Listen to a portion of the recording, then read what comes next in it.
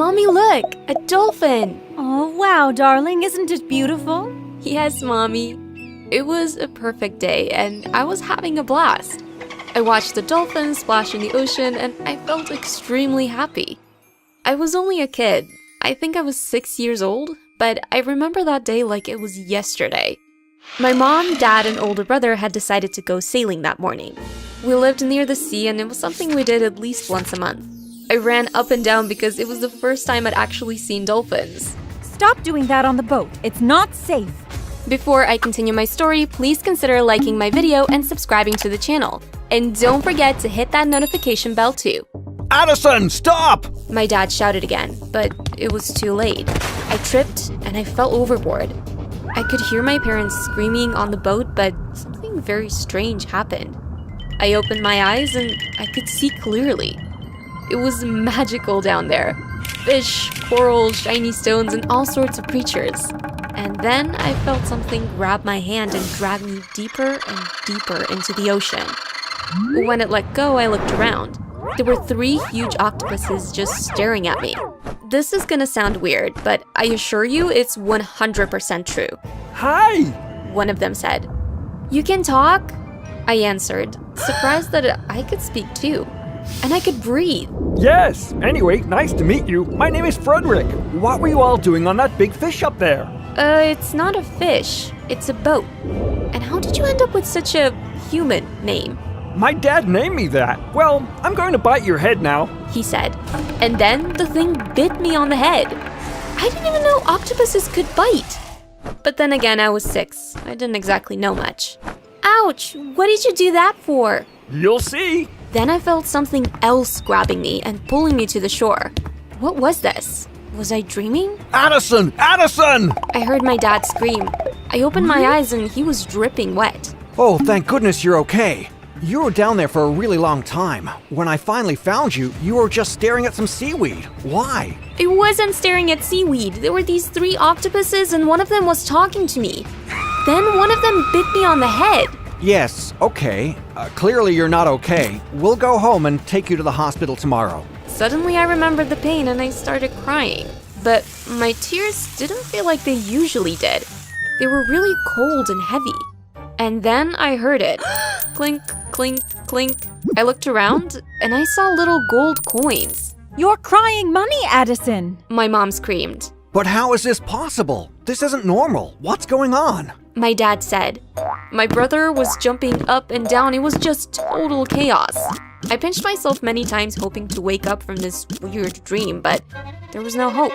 It was all real. My mom got her handbag and started filling it up with the coins.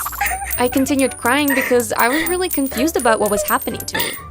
When we got home, my parents were really nice to me. After I got cleaned up, they wrapped me up in blankets and made me my favorite hot chocolate with lots of marshmallows. I remember falling asleep feeling really safe and secure. But that feeling didn't last very long. The next morning, I rolled over in bed and I opened my eyes. My mom was putting all of my favorite stuffed animals in a garbage bag. Mom, stop! What are you doing?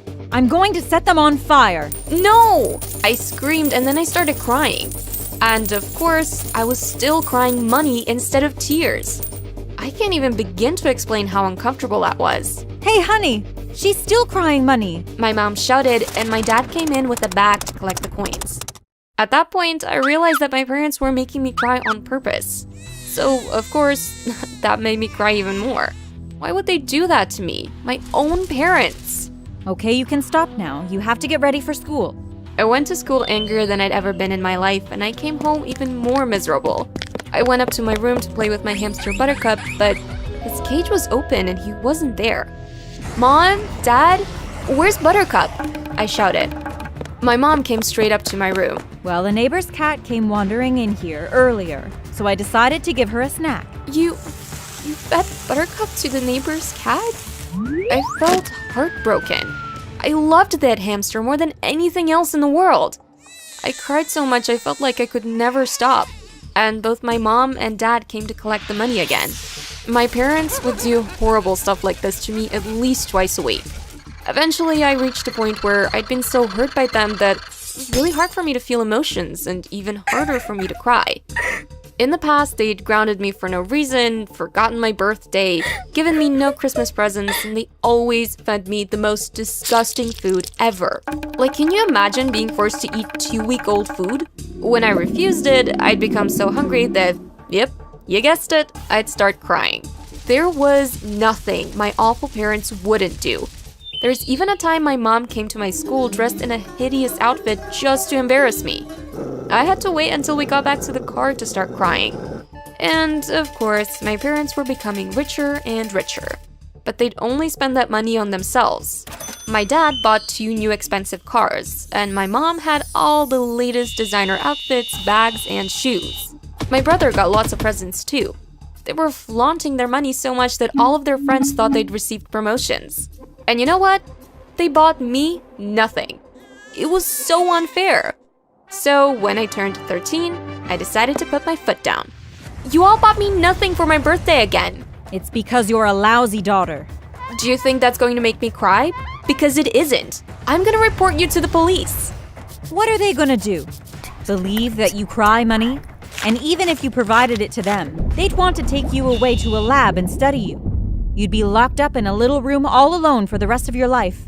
You have no choice but to stay here. I realized that what she was saying was true. If anyone knew about my strange disorder, I'd be done for. I definitely didn't want to become anyone's lab rat. But you know what? I didn't cry. So they tried something new. You'll never believe what they did, but a few days later, they had a new strategy. Addie, we've created a new chore for you. You have to peel all these onions we bought, and after that, we'll allow you to have some food. It was already late and I was starving because I hadn't eaten since breakfast. Are you guys serious? My mom and dad just smiled. I got to work and, of course, my tears of money fell to the floor. I peeled about 100 onions and I made them a fortune. They made me do this every single day. And then they'd sell the chopped onions to restaurants for a really cheap price.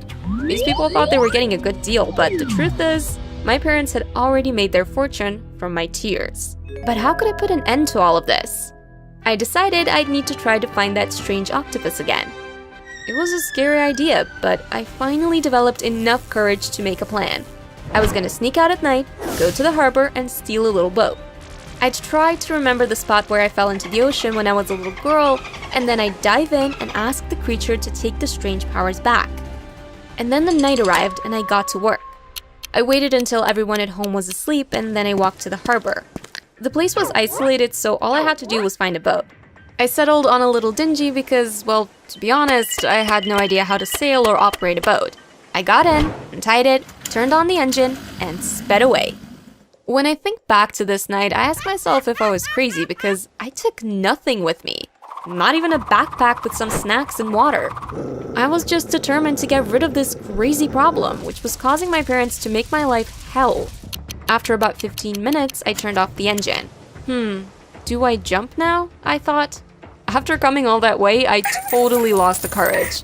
I kept telling myself I'd do it after a few minutes, but I eventually fell asleep. When I woke up, the sun was already shining. I looked around and I was filled with terror when I realized what had just happened. I was lost. I must have been sleeping for a very long time and right now, I could be anywhere. How was I gonna get back home? What was I gonna do? So of course, I started crying again. The boat continued drifting and I left a trail of coins in my path. I started to feel so hungry and thirsty, and it wasn't like I could just drink the seawater. Eventually, I just fell asleep again because I had no idea what else to do. I woke up to someone shaking me. I opened my eyes. It was a kind old man with a white beard and a mustache. Little girl, are you okay? I'm not a little girl, I'm 13. You're a little girl. What are you doing out here? Where are your parents? I don't have any parents. I'm an orphan, I lied. I looked around. I was on a much bigger boat and there were other people on board. Well, okay. We'll take you back to shore, he said. In about an hour, we reached the shore of what seemed to be like an island. It didn't look like the harbor I'd left at all. I looked at the people on the shore and they all looked different from me. Where am I? You're in Tuvalu. He smiled. Wow, I can't believe the boat drifted this far, I thought. I'll take you to my daughter's house. She has 2 other children, but I'm sure she won't mind helping one more. He said. He took me to a house near the beach. It was much smaller than the house I lived in with my parents, but at that point, I'd made the decision to continue lying so I'd never have to go back to my parents. Iwalani, my dear daughter. We brought home a guest. Her name is... He looked at me. I don't even know your name. It's Daphne, I lied. A beautiful woman with long, beautiful hair which was nearly touching the ground opened the door. Hello, Daphne. Come in. Sit down. I'll make you something to eat. The old man went into the kitchen with her as she was cooking, and I heard him telling her all about how he found me. She brought me some delicious food, and I ate it all up like I'd never seen food before. So, Daphne, She said, should we try to get you home and find your family? I have no family. My parents fell off the boat I was on and they drowned. Oh no, sweetheart. You must be traumatized. Yes. Can I stay with you? Sure. We don't have much, but I'll try my best to make sure you're happy. Here, meet my 2 children. She introduced me to her 2 little girls. They were the cutest ever. One of them immediately held my hands and asked me to follow her to the beach. Now I spend most of my life on the beach with my new family. Of course, I have to go to school and do all of that regular stuff too, but this new identity is so much better for my mental health. Sometimes I do think about how difficult my life was and how horrible my parents were. And when I do, I end up crying. But I do it late at night on the dining table when everyone's asleep. So when Iwalani wakes up, she finds a pile of money on the table. It's helped with the family's finances a lot, and the best thing is, nobody knows where it came from. I'm just happy I have my freedom and that I'm not forced to do anything anymore. I'm not sure if my parents have been trying to look for me, but honestly, I don't care. I feel safe here, and no one will take this feeling away from me. Also, I dyed my hair and I got a few piercings, so they'll never recognize me anyway. I didn't know I had a sister. Well, you do. She was away at school. My brother walked up to me. Hi, my name is Tyler. What's yours? My name is Cassidy. That's a very pretty name. Thank you for the gift. He threw his arms around my waist and I hugged him back as I struggled to hold back my tears. Hi there, my name is Cassidy. Before I continue my crazy story, give us a thumbs up and smash that notification bell so you will get updates when we post other crazy stories like mine. For many years, my parents tried having children but were unsuccessful. They depleted their nest egg by visiting a variety of doctors, doing numerous tests and doing multiple fertility implants. When they finally got the great news that mom was pregnant, they were so excited. They both wanted a boy, and when the ultrasound indicated that wish might come true, my parents took great care to make sure mom and the baby were safe. On the day that my mother was rushed to the delivery room, my parents were so excited. Until I was born. Yep, you guessed it. I wasn't a boy, and their disappointment in me was never hidden and continued throughout my entire life. Mom, look at this! A 5-year-old me ran towards the kitchen one afternoon from preschool. What is it? Mom asked dryly. I took the medals from around my neck and handed it to her. Today was the last day of preschool for me, and I got quite a few awards. I was so happy and excited to go home and tell my parents. What are these? Miss calls them my medals of achievement. Aren't they pretty? My eyes widened and twinkled as I focused on them. I looked on in horror as Mom took my medals over to the trash and dumped them. Those medals aren't going to get you anywhere. Now go upstairs, have a bath, and come back and help me with dinner. As time went on, my parents constantly mistreated me. I never got new clothes, went anywhere with them, or even had any pictures. When I was 10, Mom got pregnant. But this time, they didn't want to know the sex of the baby until it was born. I became Mom's gopher, and during her last trimester, I stayed at home to help her. She told the school that she would homeschool me, but she never did. Finally, Mom delivered a healthy baby boy. When she arrived home, I ran to the door to greet her and my baby brother. Get away from him, you filthy child! Mom screamed as I tried to get a look at the baby. Early next morning, Dad packed up my clothes and dropped me off at Stanford Academy. I sat outside while he spoke to an elderly woman in the office. When he left, he didn't even look back. No goodbyes, no hugs, no kisses. The elderly woman walked out of the office. Good morning, Cassidy. My name is Dr. Leopold. I am the director of this school. At this school, we train you to become the wives of very rich and very successful men. Once you reach 18, you will be married. Married? My voice cracked. Yes, dear. You're going to make some wealthy man very happy one day. As long as you do everything we tell you to do, you will be okay. I shared a room with 6 other girls, some older and some younger. I was given a uniform. The only thing I wore other than that was a nightgown to sleep in. My days were filled with classes that taught us that we were to be obedient to our husbands at all times, and as a wife, it was our duty to serve and take care of them. We had so many household chores to do that by the end of the day, my knuckles were bruised. As far as academics, we were taught how to read and write. That was it. No math, no history, no nothing. I eventually made a few friends, but my best friend was Martha. She was at the school a year before I arrived. She showed me the ins and outs of maneuvering throughout the Stanford school system.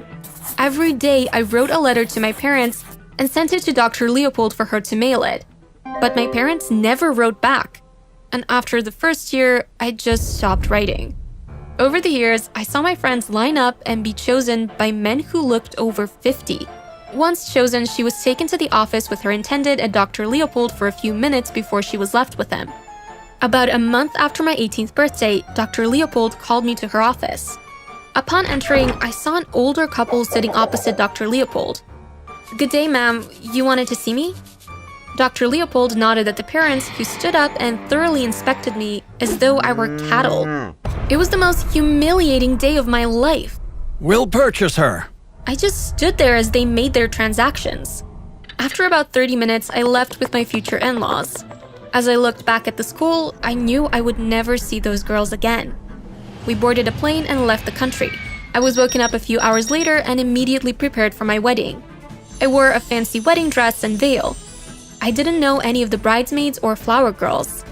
As I walked down the aisle with my father-in-law, my chest tightened.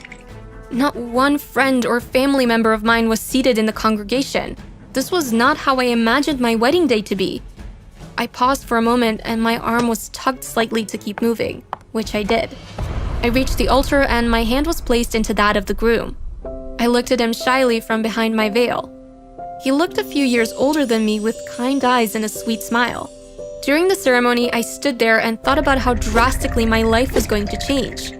I was jolted back to the present when the pastor said, "Now you may kiss the bride." My heart galloped as Ross, my husband, lifted the veil. He pressed his lips lightly against mine before pulling away slowly. I blushed. Once the ceremony was over, we took dozens of pictures before we headed to the reception. As we pulled up to the mansion, my jaw dropped. It was immaculate. The pillars, the colors, the yard. This is my parents' home. They insisted we have the reception here. We were escorted to the grand ballroom where our guests were waiting. After the formalities of the reception, Ross looked at me. I would like to show you something. I allowed him to take my hand and he guided me to the backyard. It was full of fountains and different types of flowers on hedges. We walked through a hedged maze until we got to a bench where we sat. How do you like it? Ross placed my arm at the back of the bench, but he didn't touch me. This place is amazing. It seems surreal. So, tell me about yourself. I went on to tell Ross about my childhood and what my parents did to me and the 8 years I spent at the Stanford Academy. My parents paid for you? They told me they had a friend who had a daughter and they wanted us to blend families. I agreed because I trusted my parents' judgment. I'm so sorry they did that to you. I am also sorry your parents treated you so horribly. My trials led me to you, so it was worth it. He kissed me again and we chatted for a few minutes before heading back to the reception. Over the next few months, Ross took care of me in a way that made me realize that everything I learned about being a wife was wrong.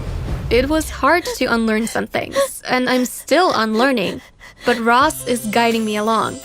He even suggested that we purchase a home close to my hometown and visit my parents. I was against it at first, but Ross and I came up with a plan and I agreed. When we arrived at my parents' house after 9 years of not seeing them, I was nervous. I squeezed the straps of the bag I was holding. Ross knocked on the door. You'll be fine. Ross squeezed my hands and smiled. Dad opened the door and the uneasiness on his face was evident. Hi. Hi, Dad. This is my husband, Ross. Can we come in? Ross extended his hand to Dad, who shook it. Hesitantly, Dad looked at Ross. Sure, come in. Honey, Dad yelled. we have guests. A little boy came running into the room with an airplane in his hands. Hi, I smiled at him. Hi, who are you? I looked across at Dad, who nodded at me to go ahead. I'm yours. Mom walked in just then, and I jumped up from my seat and Ross stood next to me. Hi, Mom. I pushed Ross in front of me. This is my husband, Ross. He extended his hand, but Mom ignored it and turned to Dad. What is she doing here? Ross intervened as he took the bag from me. We bought some gifts for you. Ross handed out the gifts as my parents and my brother opened their gifts. We purchased a diamond set for my mom, necklace, bracelet, and earrings. For Dad, we purchased a Bowmore 1957 Scotch whiskey and a Rolex. For my brother, we purchased a remote control helicopter. Go and tell your sister thank you. Mom nudged my brother towards me. I didn't know I had a sister.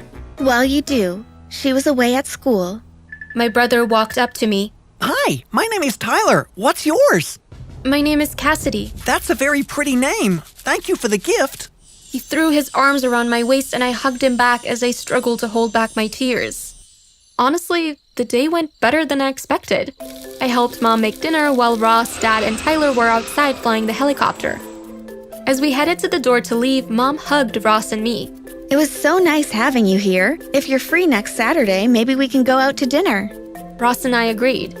We thanked them for the day and left. You see, I told you everything would have been okay. Ross held my hand as we walked towards the car. The next 6 months were amazing. I not only rebuilt my relationship with my parents, but I was able to build a relationship with my brother. I purchased gifts for my parents and Tyler every time I met with them. One afternoon, while sitting in the car in my parents' driveway, Ross turned to me. Do you think now is a good time to speak with your parents about the business proposal? I think now is the perfect time. I'm sure they'll be willing to take the leap. Our weekly dinner date with my family was great. After dinner, when Tyler went to watch television and the adults were still sitting around the dining room table, Ross popped the question to my parents. Can I run a business proposal by you? I think it would be something that would be of interest to you. Sure, Ross, go ahead. Dad nodded. Well, some business associates and I are looking for people who are interested in working overseas. You get $250,000 up front, and you'll be overseeing staff and events, but it has the potential to be $1 million profit. Ross went on further to discuss what will be expected of them, how soon they'll need to be on site, pay, as well as days off and everything else business-wise. My lawyers already looked it over. I can leave you a copy if you want to read it over. We only have a few spaces left. Oh, well, if your lawyer already looked it over, then I'm sure it's fine. Okay, great. Let me get it from the car. Ross ran to the car to get it while Dad and Mom chatted excitedly. Ross returned a few minutes later with the documents and a pen. My parents didn't even read the documents, they just signed where Ross told them to sign. He told them that they would be hearing from the other stakeholders in a few days to finalize the next part of the proposal. A few minutes later, Ross and I left, excited for what would happen in the near future. A few days later, after Ross and I had dinner with my parents, Ross took Tyler for ice cream. My parents and I were watching television when the doorbell rang. A few minutes later, after they left, there was a knock on the door. Mom went to open it and I followed close behind. Mom opened the door. Good evening. May I help you? There stood 3 men in suits. One replied, Good evening. We are here for Mr. and Mrs. Moore. I'm Mrs. Moore. What is this about?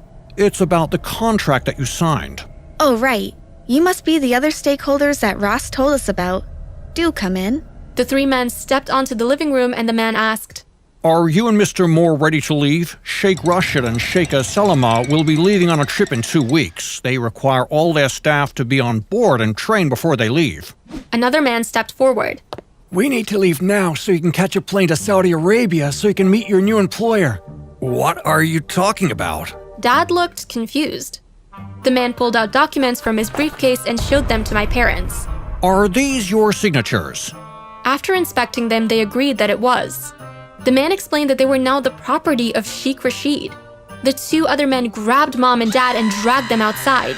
You can't do this to us. It's a legally binding contract, ma'am, and if we get you them on time, we will be paid $5 billion. That they will. I finally broke my silence and my parents looked at me. You'll get the same love and affection that you've shown me the first 18 years of my life. That's how long your contract is for. I turned to the man with the briefcase. Let me know as soon as you make the drop-off. The man nodded and hopped into the driver's seat of the van while my parents were pushed into the back. When Ross and Tyler returned, I told Tyler that these stakeholders came and Mom and Dad just left. I told Tyler that he will live with me until Mom and Dad returned.